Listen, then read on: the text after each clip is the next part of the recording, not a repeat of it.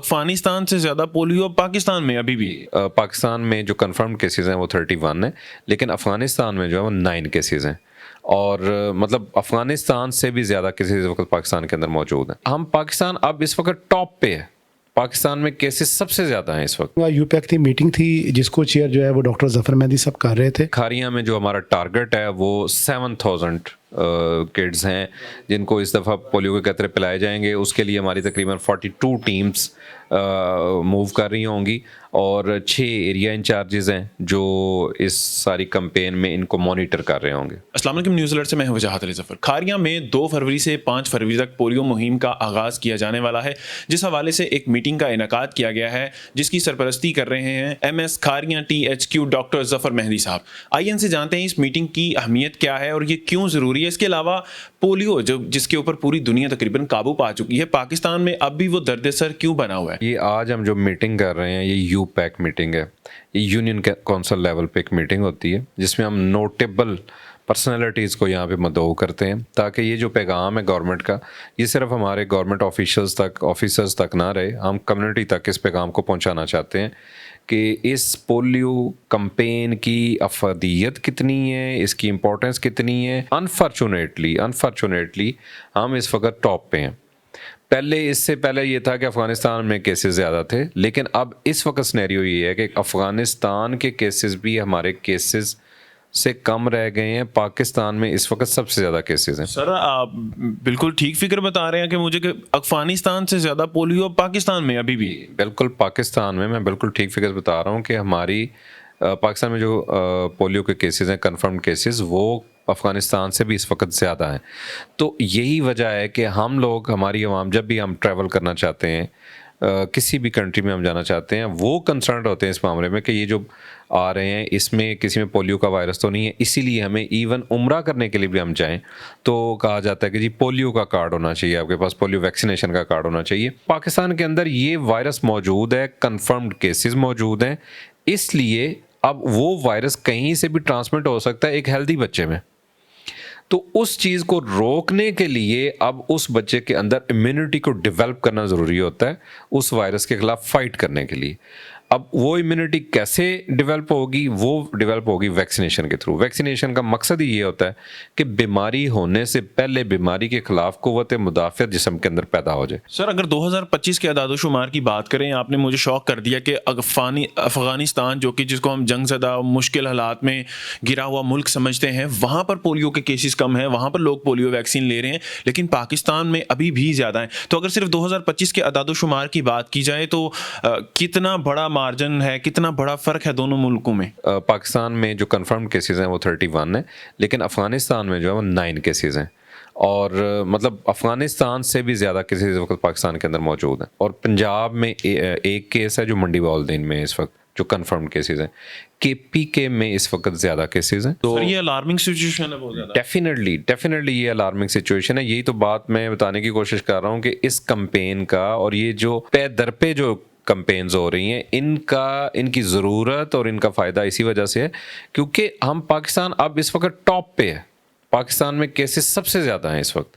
تو اس وجہ سے اس کمپین پہ فوکس کرنے کی اور اس کو بہت اچھے طریقے سے لانچ کرنے کی ضرورت ہے۔ اسی وجہ سے ہے، اس میں پوری کی پوری گورنمنٹ مشینری انوالو ہے، اس میں سارے آفیسرز اور سارے ڈپارٹمنٹس، اس میں صرف ہیلتھ ڈپارٹمنٹ انوالو نہیں ہے، اس میں سارے کے سارے گورنمنٹ ڈپارٹمنٹ جو ہیں وہ انوالو ہوتے ہیں۔ اس کمپین میں ڈپٹی کمشنر صاحبہ جو ہیں ہماری، وہ اس کو خود مانیٹر کرتی ہیں، اور تو تحصیل کے ایڈمنسٹریٹر ہیں ہمارے AC صاحب ہیں، وہ کلوزلی ہمارے ساتھ رابطے میں ہوتے ہیں اور پوری کمپین کو وہ ساتھ لے کے چلتے ہیں، مانیٹر کرتے ہیں، اور ایوننگ ٹائم پہ جو میٹنگز ہوتی ہیں اس میں ہماری جو ٹیمز ہیں وہ آنسریبل ہوتی ہیں۔ تحصیل لیول پہ ہم یہاں پہ اسسٹنٹ کمشنر کو، اور ڈسٹرکٹ لیول پہ رات کے ٹائم پورے ڈسٹرکٹ کی میٹنگ ہوتی ہے جس میں DC صاحبہ وہ مانیٹر چیئر کرتی ہیں وہ والی میٹنگ۔ ہمارے جو CO ہیلتھ ہیں وہ اس پورے ڈسٹرکٹ کی جو پرفارمنس ہے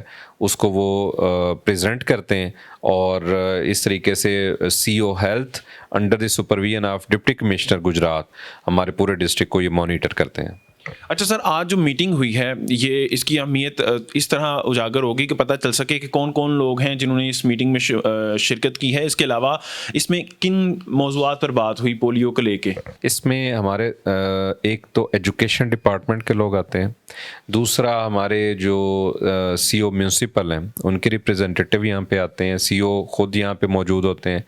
یہ سارے ڈپارٹمنٹس کو انوالو کرنے کا جو پرپز ہے وہ یہی ہوتا ہے کہ ایک تو سارے سینسٹائزڈ ہوں اس معاملے پہ، اور دوسرے نمبر پہ ان کی ہمیں سپورٹ بھی چاہیے ہوتی ہے. ہم میونسپل سے بھی لوگ لیتے ہیں، ہم ایجوکیشن ڈپارٹمنٹ سے لیتے ہیں. اس دوران جو مساجد ہیں اس میں امام مسجد وہ اعلانات بھی ہم ان کو کہتے ہیں کہ وہ اپنی جمعہ کی جو تقریر ہے اس میں بھی اس چیز کو مینشن کریں، اور ویسے بھی اعلانات ہوں تاکہ کمیونٹی میں ایک میسج جائے کہ یہ جو کمپین ہے اس کا بینیفٹ ہے اور اس کے بغیر گزارا نہیں ہے. سر، سٹیزن سوسائٹی بڑا کلیدی کردار ادا کر رہی ہے پولیو مہم کو لے کے، وہ بڑا قدم ملا کر آپ کے ساتھ چل رہے ہیں، تو اس حوالے سے کیا کہنا چاہتے ہیں؟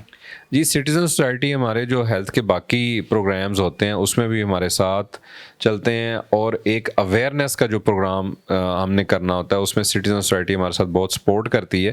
اس میں بھی میں تھینک فل ہوں سٹیزن سوسائٹی کا، جن کے توسط سے ہم اس پیغام کو بھی شیئر کر رہے ہیں عوام میں، اور ہماری موسٹلی جو ٹریننگز ہوتی ہیں اس میں ہم لوگ ان کی سپورٹ لیتے ہیں.